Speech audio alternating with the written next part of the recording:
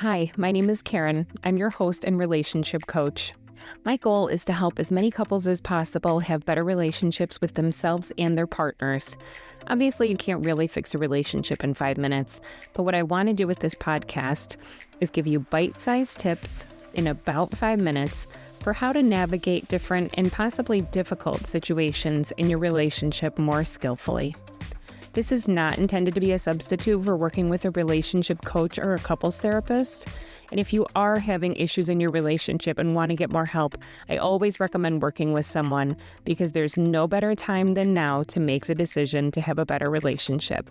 So with that, let's get started.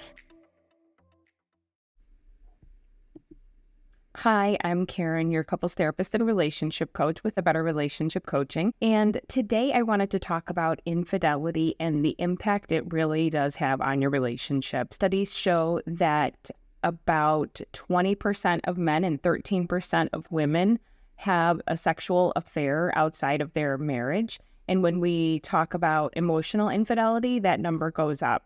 So some studies say that it impacts one of approximately 3 marriages, and that's a lot for something that we really don't talk about very much.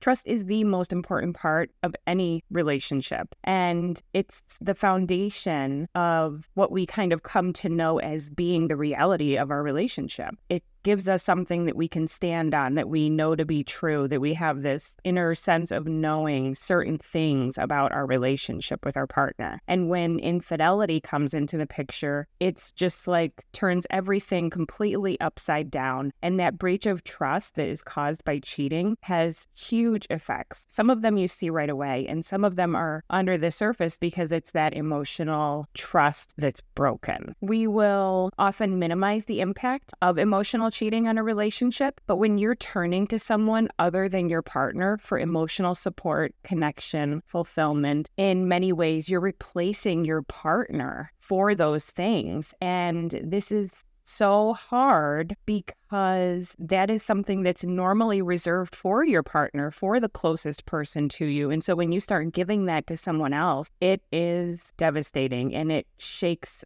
their whole world. It causes the person who's been cheated on to really question if anything they knew about the relationship is true, right? Things that were a no-brainer that they didn't even have to think about before all of a sudden come into question. It can actually also impact their ability to trust themselves, right? Because they knew this thing was true about the relationship. They knew they could trust you. They knew that this was something they could count on. And then all of a sudden, it's not true anymore. So it can really cause them to not trust themselves anymore and trust their own instincts, especially if maybe they thought something was going on and then you convince them that there was nothing else going on and then it turns out there was something going on.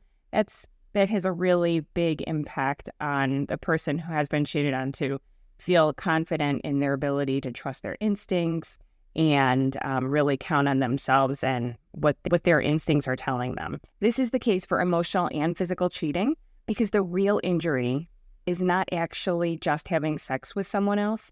It's the breach in trust. So actually, some people will say that it's easier to recover from an affair that was just sexual with no emotional attachment at all than it was if somebody was actually romantically involved and it involved, conversations and dinners and also sex. Or not sex, right? It's that emotional connection that actually takes the longest to repair when this happens to a relationship. And so even if it was a sexual affair, once you've broken off that physical intimacy, the trust is still gone and it's going to take a long time to repair this relationship.